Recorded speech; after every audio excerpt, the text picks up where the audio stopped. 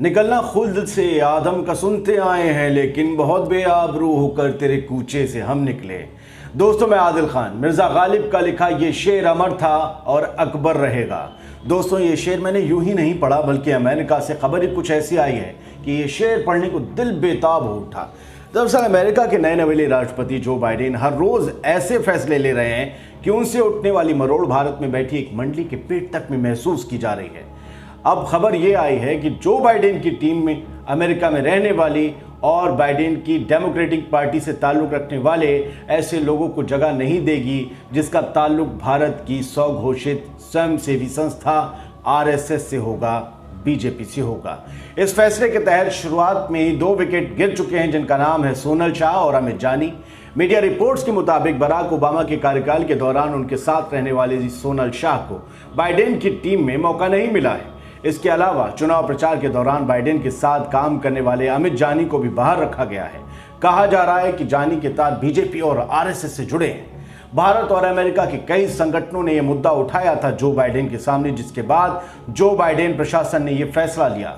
दोस्तों, सोचिए जरा कि बाइडेन ने उस आदमी को ही ठिकाने लगा दिया जो उनके साथ उनके चुनाव के दौरान उनकी कैंपेन का अहम हिस्सा था। यानी बाइडेन को बीजेपी और आरएसएस से जुड़े किसी भी शख्स पर एतबार नहीं है। ऐसे में आप खुद ही सोचिए कि कैसे अमेरिका की नई सरकार के साथ भारत के रिश्ते मधुर हो पाएंगे। इस तलखी की कई वजह हो सकती हैं। उनमें से सबसे बड़ी वजह जो थोड़े सा भी दिमाग रखने वाले लोगों को समझ आती है वो ये कि अपने मिस्टर 56 इंच ने अमेरिका में एक झमाझम कॉन्सर्ट के दौरान पूर्व राष्ट्रपति डोनाल्ड ट्रंप का लगभग चुनाव प्रचार करते हुए अमेरिका में बसे भारतीयों से ट्रंप के लिए वोट करने के लिए अपील की थी। मिस्टर 56 इंच ने नारा भी दिया था कि अब की बार ट्रंप सरकार। लेकिन हुआ क्या? ट्रंप को बेआबरू होकर और शिकस्त खाकर व्हाइट हाउस छोड़ना पड़ा। ट्रंप अकेले शख्स नहीं थे जो चुनाव हारे, बल्कि उनके साथ उनकी नफरती सोच और एंटी मुस्लिम एजेंडे से इत्तेफाक रखने वाली अमेरिकी और भारतीय मंडली की भी शर्मनाक हार हुई है। जो बाइडेन ने चुनाव में इस हार को सुनिश्चित किया था, लेकिन जो बाइडेन ये बिल्कुल भी नहीं भूले थे कि कैसे उनके खिलाफ एक पूरी कैंपेन चलाई गई थी जिसमें भारत के आरएसएस और बीजेपी जैसे संगठनों के शामिल होने के भी तार मिले थे। यही वजह है कि अब अमेरिका में बैठे बीजेपी और संघ के एजेंटों से चुन चुन कर बदला लिया जा रहा है। सोनल शाह के पिता का आरएसएस बीजेपी से पुराना नाता है। उनके पिता आरएसएस के संचालित होने वाले एकल विद्यालय के फाउंडर रहे हैं। सोचिए, सोनल भी इस संस्था के लिए पैसे इकट्ठा करती थी। अमित जानी को दोबारा राष्ट्रीय एशियाई अमेरिकी और प्रशांत द्वीप समूह के निदेशक के रूप में नियुक्त किया गया था। कहा जाता है कि उनके परिवार के पीएम मोदी और दूसरे बीजेपी नेताओं के साथ संबंध है। 19 भारतीय अमेरिकी संगठनों ने बाइडेन को लिखा है कि भारत में दूर दराज के हिंदू संगठनों से संबंध रखने वाले कई दक्षिण एशियाई अमेरिकी डेमोक्रेटिक पार्टी के साथ जुड़े हैं। ऐसे लोगों से सावधान और दूर रहने की जरूरत है। दोस्तों, बेइज्जती के उलट जो बाइडेन की टीम में सीनियर डिप्लोमेट उजारा जिया को भी मौका दिया गया है। जिया ने देवयानी खोबरागड़े के अहम केस में भूमिका निभाई थी। नागरिकता कानून और एनआरसी के खिलाफ अमेरिका में रैली करने वाली समीरा फाजली को भी बाइडेन ने अपनी टीम में शामिल किया है। बड़ा कदम। लेकिन बीजेपी और आरएसएस और बीजेपी से जुड़े किसी भी शख्स को बाइडेन ने अपनी टीम में जगह नहीं दी है। जो बाइडेन प्रशासन लगातार ऐसे फैसले ले रहा है जिससे मुस्लिम समुदाय में उत्साह है। पहले उन्होंने 7 मुस्लिम देशों पर से ट्रैवल बैन हटाया और अब वो अपनी टीम में ज़्यादा से ज़्यादा मुसलमानों को जगह दे रहे हैं।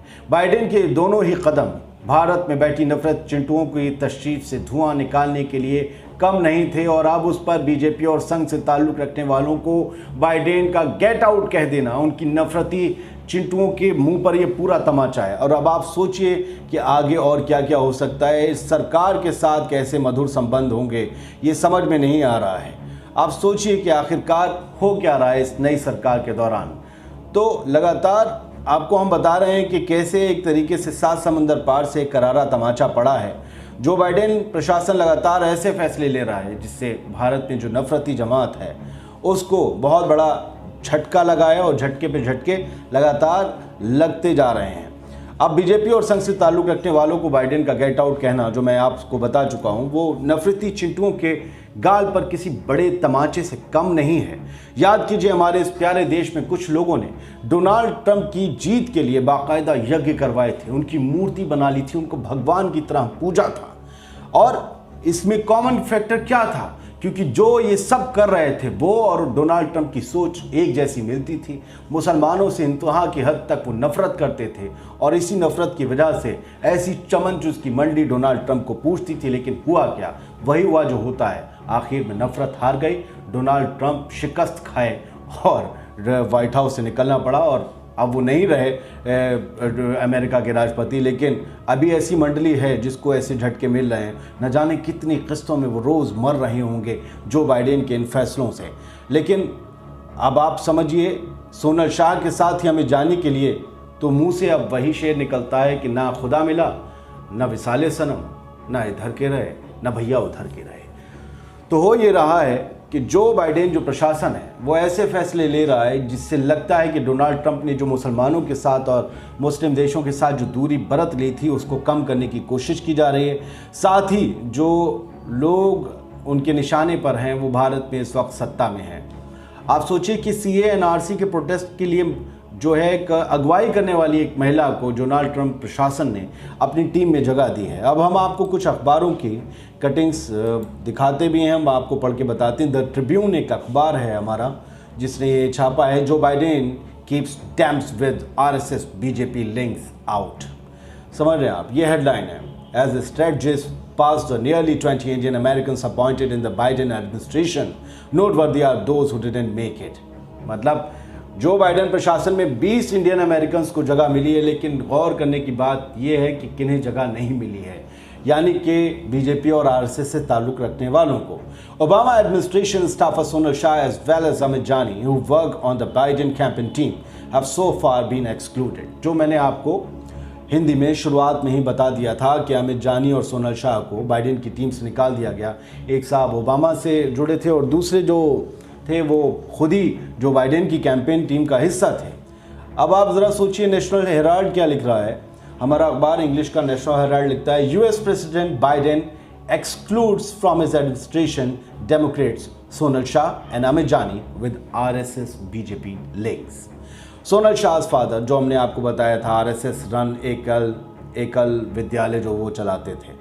United States President Joe Biden has nominated around 20 Indian Americans, including 13 women, to key positions in his administration. However, the list has excluded some Indian Americans who had worked on the Biden campaign, allegedly due to their RSS BJP links. तो Tribune लिखता है कि United state के president Joe Biden ने 20 Indian Americans को nominate किया है अपनी एडमिनिस्ट्रेशनल टीम में, जिसमें कि 13 विमेन हैं, 13 महिलाएं हैं।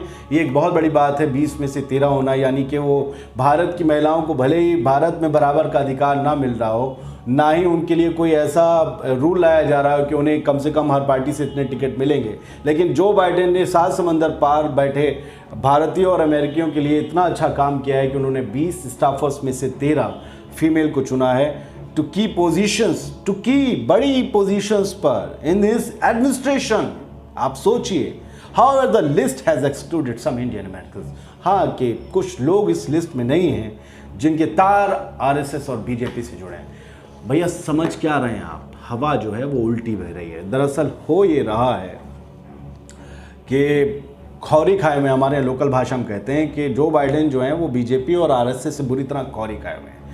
RSS एक संगठन ऐसा है जो भारत में ही काम नहीं करता, इसकी हर मुल्क में जहां ज़्यादा हिंदुस्तानी बसते हैं उसमें जड़े हैं, और वहां पर RSS जो कैंपेन पूरी चला रहा था वो डोनाल्ड ट्रंप के हक में थी। ऐसा नहीं कि जो बाइडेन को इसकी खबर नहीं थी, लेकिन उन्होंने कहा था कि वक्त आने पर सही चोट करूंगा, कह के लूँगा, और वो कह के ले रहे हैं। यही हो रहा है कि अब जो है वो BJP और RSS के जो जितने भी एजेंट्स हैं या उनसे ताल्लुक़ रखने वाले हैं वो एक एक करके उन सबको निशाने पर लिया जा रहा है। तो जो बाइडेन की टीम से वो सब लोग निकल रहे हैं। ओबामा भी बाइडेन की पार्टी से आते थे, डेमोक्रेट ही थे, लेकिन उनके साथ काम करने वाले को अलग कर दिया। उससे ज़्यादा ताज्जुब की बात यह है कि अपने कैंपेन की टीम का हिस्सा रहे बंदे को भी उनका आउट, क्योंकि जो है आपका जो मसला था मुझे पता था आप मेरे साथ रहकर क्या कर रहे थे। बीजेपी से क्यों जुड़े हुए हैं? क्योंकि प्रधानमंत्री नरेंद्र मोदी नमस्ते ट्रंप करते हैं, हालांकि नमस्ते ट्रंप हो चुका है। लोग कह रहे हैं कि प्रधानमंत्री मोदी वो सबसे पहले आदमी थे जिन्होंने जान लिया था कि ट्रंप जाने वाले हैं, इसलिए सबसे पहले नमस्ते ट्रंप बोल दिया था। नमस्ते ट्रंप किया, करोड़ों रुपए का। अमेरिका में कंसर्ट किया तो वहाँ पर अब की बार ट्रंप सरकार किया, वो सब कुछ डेमोक्रेट पार्टी देख रही थी। कांग्रेस ने इस सवाल को बहुत उससे उठाया था कि आप भारत के रिश्तों को क्या ख़राब करना चाहते हैं विदेशों से, अमेरिका जैसी सुपर पावर से। अगर वहाँ डेमोक्रेट सरकार आ गई तो फिर हमारे तो भारत के लिए बहुत ज़्यादा तकलीफ दे बात हो जाएगी या बहुत मुश्किल वाली बात हो जाएगी। बहुत से सैंक्शंस लग सकते हैं जब हम एक पार्टी का हमारा प्रधानमंत्री खड़े होकर प्रचार करें। चलिए, ये सारी बातें मैंने आपको बता दी। इसमें से ज़्यादातर शायद आपको पता हो, ज़्यादातर नहीं पता थी, वो मैंने आपको बता दी। है तो बड़ी खबर, और बीजेपी और आरएसएस के मुंह पर जोरदार तमाचा जो बाइडेन प्रशासन ने मारा है। मुस्लिमों को बहुत अच्छी जगह दी गई है प्रशासन में, जिसके लिए लोग जो है हमेशा कोशिश करते थे इन लोगों को अच्छी जगहों पर कोई ओहदा ना मिले, लेकिन उन्हें मिली है। 13 महिलाएँ हैं 20 में से 20 जो भारतीय, उनमें से कोई भी देख लिया गया, फिल्टर किया गया, किसी का लिंक बीजेपी और आरएसएस से नहीं होना चाहिए। और एक और तमाचा है कि सीए एनआरसी से उसके मार्च निकालने वाले जो अमेरिका में थे उनको भी इसमें जगह दी गई है। याद कीजिए, सीए एनआरसी को लेकर कमला हैरिस और जो बाइडेन है राष्ट्रपति, कमला हैरिस उपराष्ट्रपति, दोनों तक बयान दे चुके हैं, जो भारत में उस वक्त बहुत नागवार गुजरे थे क्योंकि जो बाइडेन राष्ट्रपति नहीं थे। अब देखते हैं कि जो बाइडेन इस मामले में क्या और आगे बोलते हैं, और देखते हैं कि कौन बोलता है हिंदुस्तान से कि अपने हद में रहें, भारत के मामलों में दखल ना दें। खैर, जो कुछ भी होगा इस मामले में, जितनी भी खबरें सामने आएंगी उससे आपको अपडेट कराते रहेंगे, रूबरू करवाते रहेंगे। तब तक के लिए दीजिए इजाज़त। जय हिंद, अपना बहुत ख्याल रखिए।